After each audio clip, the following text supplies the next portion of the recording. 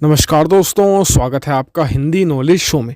तो दोस्तों, एक बहुत ही बड़ी खबर निकल कर सामने आई है और इस खबर ने आधी दुनिया को हिलाकर रख दिया है। और अमेरिका में तो इस खबर ने खलबली ही मचा दी है। और खासकर कि जो मिडिल ईस्ट के देश हैं, जो तुर्की के दुश्मन माने जाते हैं, जैसे कि सऊदी अरेबिया जैसे देश, वो अब गहरी चिंता में डूब गए हैं, क्योंकि तुर्की ने कुछ ऐसा हथियार लिया है जो तुर्की को पूरे मिडिल ईस्ट रीजन का सबसे ताकतवर मुल्क बना देगा। और इतना ही नहीं, इसके इम्पैक्ट पूरे वर्ल्ड वाइड देखे जाएंगे। सब कुछ मैं आपको डिटेल से बताऊंगा, और अमेरिका के अंदर क्या चल रहा है ये भी, और अमेरिका अब क्या करने वाला है, सब कुछ हम डिटेल से बात करेंगे। तो मेरे साथ आप इस वीडियो में तक बने रहिएगा। लेकिन उससे पहले अगर आपने हमारे चैनल को अभी तक सब्सक्राइब नहीं किया तो कर लीजिए, क्योंकि यहाँ पर मैं प्रतिदिन 3 वीडियो लेकर आता हूँ डिफेंस, फॉरेन पॉलिसी, फाइनेंस और दूसरे टॉपिक्स को लेकर। जो टॉपिक्स इंटरनेशनल मीडिया में या फिर घरेलू मीडिया में भी हमारे कवर नहीं होते, हम यहाँ पर उन्हें डिस्कस करते हैं। तो चलिए दोस्तों, वीडियो को अपने शुरू कर लेते हैं।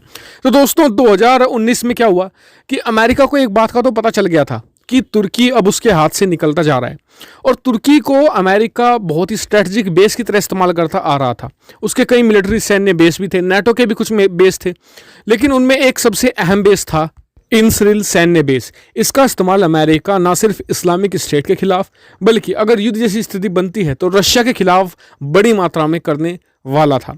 और इसी को देखते हुए, खासकर कि रशिया को काउंटर करने के लिए अमेरिका ने यहाँ पर डिप्लॉय कर रखे थे 50 से ज़्यादा 20 सीरीज के परमाणु बम। और लेकिन जब अमेरिका को पता चल गया 2019 में कि अब रशिया के साथ उसकी ज़्यादा नहीं चलने वाली, तो उसने एक नया सैन्य बेस तैयार करना शुरू कर दिया था ग्रीस में। और अमेरिका ने धीरे धीरे अपने जो वेपन थे इंसरिल और दूसरे जो तुर्की में स्थित सैन्य बेस थे वहाँ से ग्रीस शिफ्ट करना शुरू भी कर दिया था, और वो सैन्य बेस बनकर 2019 में तैयार भी हो गया था। लेकिन जब परमाणु बमों की बात आई तो सबसे पहले तुर्की के सैनिकों ने 2019 के अक्टूबर के महीने की मैं आपको बता रहा हूँ, अमेरिकी सैनिकों को घुसने नहीं दिया इंसरिल सैन्य बेस में। उसके बाद दोनों देशों के बीच तनातनी और बढ़ गई, दोनों के देशों के बीच खुफिया बातचीत भी हुई, लेकिन कोई नतीजा नहीं निकल रहा है।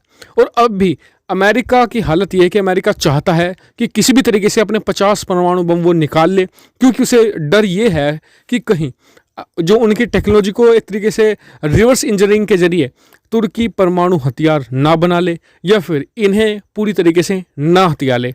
और इस पर अभी खबर ये निकल कर सामने आ रही है कि तुर्की बातचीत तो कर रहा है अमेरिका के साथ, लेकिन किसी भी बातचीत में कोई सकारात्मक पहलू नहीं निकल कर आ रहा है।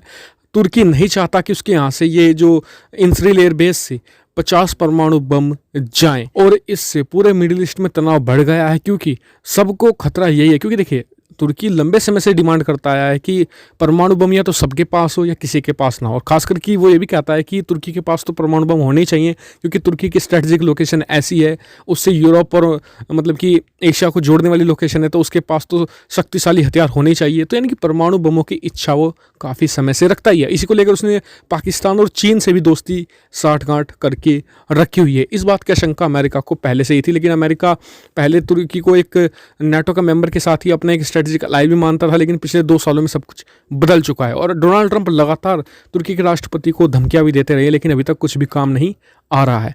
इससे स्थिति बिगड़ती जा रही है, और मैं इस पर पूरी तरीके से निगाह बनाए रखूंगा। जैसे मुझे कुछ और अपडेट निकलकर सामने आएंगी, मैं आपको सूचित भी कर दूंगा वीडियो बनाकर। तो आप चैनल को जरूर सब्सक्राइब कर लीजिएगा और वीडियो को शेयर करना मत भूलिएगा। Thank you for watching video.